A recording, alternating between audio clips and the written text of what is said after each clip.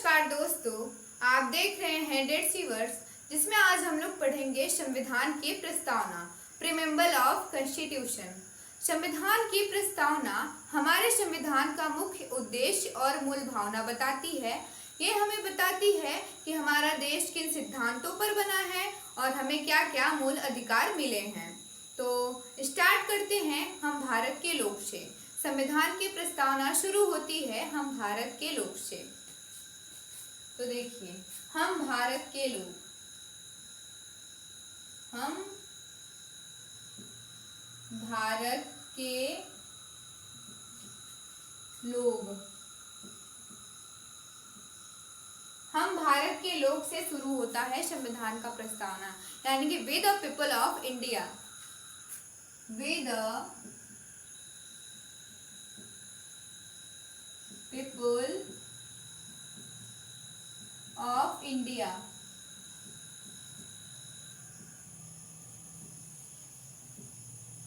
Way the people of India यहाँ से start होता है, यानी कि हम भारत के लोग। हम भारत के लोग का मतलब है कि जो हमारा संविधान है वो किसी राजा रानी या फिर हमको विरासत में नहीं मिला है, कोई हमको विदेशी शक्ति नहीं दिया है हमारा संविधान, बल्कि हमारे संविधान का निर्माण हमने खुद किया है, जनता ने किया है। तो यहाँ पे असली ताकत किसके पास है? जनता के पास है। भारत में असली ताकत किसके पास है? जनता के पास है। और किसकी वजह से? संविधान की वजह से, क्योंकि संविधान जनता ही मिलकर बनाया है, जनता ही मिलकर बना, हमने खुद बनाया है अपने संविधान को। कहीं से हमको विदेशी शक्ति ने नहीं दिया है, कहीं से हमको मिला नहीं है विरासत में, बल्कि हमने खुद निर्माण किया है संविधान का।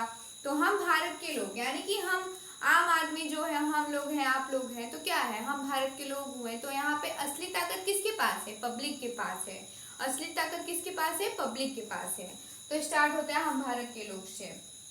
तो इन सब को हम पॉइंट बाय पॉइंट समझेंगे। जैसे सार्वभौम हो गया, समाजवादी, धर्मनिरपेक्ष, लोकतांत्रिक, गणराज्य।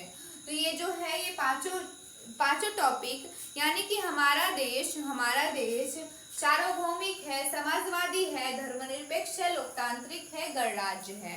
और इसके मुख्य उद्देश्य बताएंगे। इसका उद्देश्य क्या है? इस प्रस्तावना का उद्देश्य क्या है? यानी कि न्याय मिले, स्वतंत्रता मिले, समानता मिले, बंधुता हो, एक दूसरे के प्रति क्या हो? बंधुता हो। तो चलिए समझते हैं सार्वभौम। सार्वभौम क्या होता है? संवर्जन, यानी कि हमारा भारत देश क्या है? स्वतंत्र है। सार्वभौम का मतलब होता है स्वतंत्र है। क्या है? स्वतंत्र है।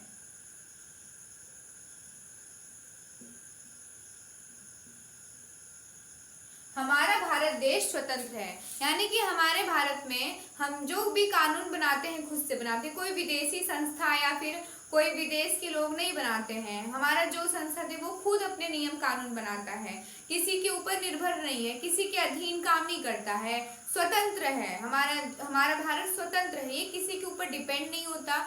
इसको जो भी नियम कानून बनाना होता है तो वो खुद बनाता है। तो हमारा संविधान क्या है? स्वतंत्र है, सार्वभौमिक देश है। दूसरा क्या है? समाजवादी। समाजवादी का मतलब होता है सामाजिक व आर्थिक समानता। सामाजिक व आर्थिक समानता क्या है?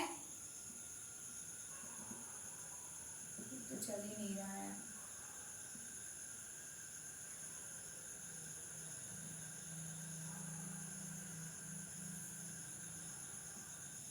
सामाजिक व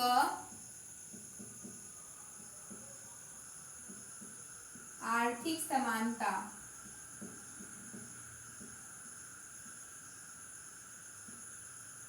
सामाजिक व आर्थिक समानता, यानी कि हमारा देश कैसा है? समाजवादी है, सोशलिस्ट है। यहाँ पे गरीब और अमीर के बीच कोई भी बड़ा अंतर ना हो, और राज्य ऐसी नीतियां बनाए कि सभी को समान अवसर मिले। राज्य ऐसी नीतियां बनाए सभी को समान अवसर मिले भारत में। तो हमारा देश क्या है? सार्वभौम है, समाजवादी है, और क्या है? धर्मनिरपेक्ष है। अगला पॉइंट है धर्मनिरपेक्ष, सेक्युलर। हमारा भारत देश कैसा है? सेक्युलर है, धर्मनिरपेक्ष है, यानी कि भारत में मतलब जो सरकार है वो सभी धर्मों को समान मानती है। सरकार सभी धर्मों को समान मानती है। कोई भी राज्य धर्म नहीं है कि सरकार उस धर्म को ज्यादा प्रायोरिटी देगी और उस धर्म को कम, ऐसा कुछ नहीं है। सभी धर्मों को समान मानती है। और यहाँ पे कोई भी धर्म मतलब नहीं है यहाँ पे धर्मनिरपेक्ष राष्ट्र है, हमारा धर्मनिरपेक्ष राष्ट्र है। किसी को भी किसी भी धर्म को मानने, उसका प्रचार प्रसार करने की स्वतंत्रता है। अपने अपने धर्म को बदल भी सकता है, उसको स्वतंत्रता दिया गया है। तो हमारा प्रस्तावना कहता है कि सार्वभौम है, समाजवादी है, धर्मनिरपेक्ष है और लोकतांत्रिक भी है। तो अगला पॉइंट है लोकतांत्रिक। लोकतांत्रिक यानी कि जनता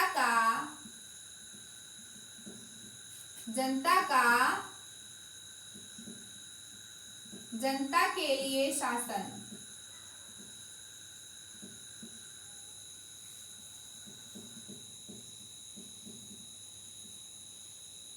जनता द्वारा जनता के लिए शासन, जनता द्वारा जनता के लिए शासन, डेमोक्रेटिक। हमारा भारत लोकतंत्र देश है। कैसा है? लोकतांत्रिक देश है। यहाँ पे जनता सर्वोच्च है, यानी कि हम अपने से ही वोट देते हैं किसी को और हम अपने से चुनते हैं किसी को भी। हम अपने से सरकार बनाते हैं, यानी कि यहाँ पे जनता सरकार बनाती है, जनता सरकार बनाती है। यहाँ पे जनता सर्वोच्च है। जनता क्या है? सर्वोच्च है। हम अपने मन चाहे हम किसी को भी सरकार बना सकते हैं, अपने मन से वोट देंगे, किसी के दबाव में आके नहीं देंगे। यहाँ पे जनता सर्वोच्च है, लोकतांत्रिक देश है हमारा। और क्या है? गणराज्य है, रिपब्लिक है। यानी कि गणराज्य का मतलब होता है अपने से चुना हुआ राष्ट्रपति, चुना हुआ राष्ट्रपति। गणराज्य का मतलब होता है कि देश का जो सर्वोच्च पद है राष्ट्रपति, ये वंशानुगत नहीं होता है। देश का जो सर्वोच्च पद है राष्ट्रपति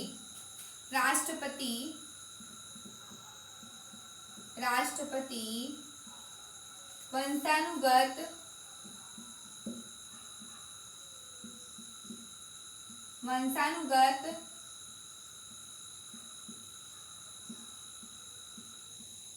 नहीं होता। देश का सर्वोच्च पद राष्ट्रपति वंशानुगत नहीं होता, यानी कि किसी राजा या रानी से विरासत में नहीं मिलता है राष्ट्रपति का पद। यानी कि अगर उनके पापा राष्ट्रपति होंगे तो उनके रिलेशन में कोई भी राष्ट्रपति हो सकता है, ऐसा नहीं है। हर 5 साल बाद राष्ट्रपति का चुनाव होता है और हम अपने से वोट देकर राष्ट्रपति को चुनते हैं, तो ये राष्ट्रपति विरासत में नहीं मिलता, राजा या रानी से विरासत में नहीं मिलता, इसको चुना जाता है राष्ट्रपति। गणराज्य देश है हमारा, गणराज्य देश है भारत हमारा। तो ये था प्रस्तावना, सार्वभौमिक, समाजवादी, धर्मनिरपेक्ष, लोकतांत्रिक, गणराज्य।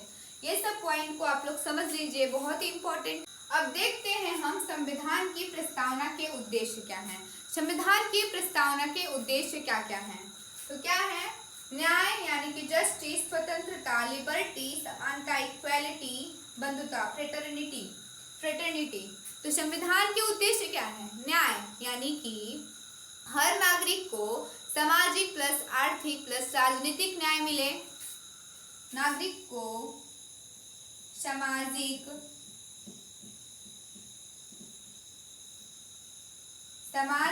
प्लस आर्थिक और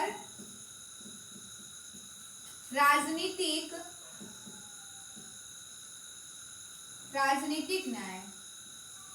देखिए, न्याय का मतलब होता है नागरिक को सामाजिक न्याय, आर्थिक न्याय और राजनीतिक न्याय मिले। सामाजिक न्याय यानी कि नागरिक को समाज में जाति, लिंग के आधार पर, धर्म के आधार पर कोई भी भेदभाव न किया जाए। और आर्थिक न्याय का मतलब होता है कि हर, चाहे वो गरीब हो चाहे वो अमीर हो, उसके साथ कोई भी भेदभाव न किया जाए। और राजनीतिक का मतलब होता है कि हर व्यक्ति को राजनीति में समान अवसर मिले, तो हमारे संविधान का पहला उद्देश्य होता है न्याय। और दूसरा उद्देश्य क्या है? स्वतंत्रता, लिबर्टी। स्वतंत्रता का मतलब होता है बोलने, अभिव्यक्त करने की स्वतंत्रता, सोचने की स्वतंत्रता, बोलने की स्वतंत्रता, अपने इच्छा से धर्म को मानने की स्वतंत्रता है हमको, लेकिन बिना किसी के नुकसान पहुंचाए। मतलब हमको बोलने की स्वतंत्रता है, लेकिन हम किसी को गाली नहीं दे सकते। हम बोल सकते हैं, सिर्फ अपने लिए बोल सकते हैं, किसी को उल्टा सीधा नहीं बोल सकते हैं, बिना किसी को नुकसान पहुंचाए आपको बोलने की स्वतंत्रता है। और तीसरा क्या है? समानता, इक्वालिटी। इक्वालिटी का मतलब होता है भारत के सभी नागरिक कानून के नजर में एक समान तरीके से दिखे जाते हैं। कानून के नजर में सब एक समान है, कानून की नज़र में कोई भी गरीब अमीर जाति के आधार पर कोई भी भेदभाव नहीं होता। कानून की नज़र में सब समान है, समानता। और बंधुता, फ्रेटर्निटी, यानी कि बंधुता क्या करता है कि भाईचारा प्लस एकता प्लस गरिमा। भाईचारा प्लस एकता प्लस गरिमा। भाईचारा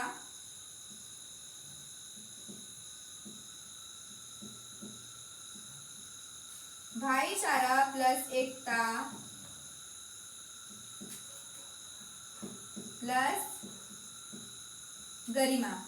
भाईचारा प्लस एकता प्लस गरिमा। भारत के सभी नागरिक आपस में भाईचारा बनाए रहें और एकता रहे सभी में, और गरिमा बनी रहे, यानी कि इज्जत उनका बना रहे।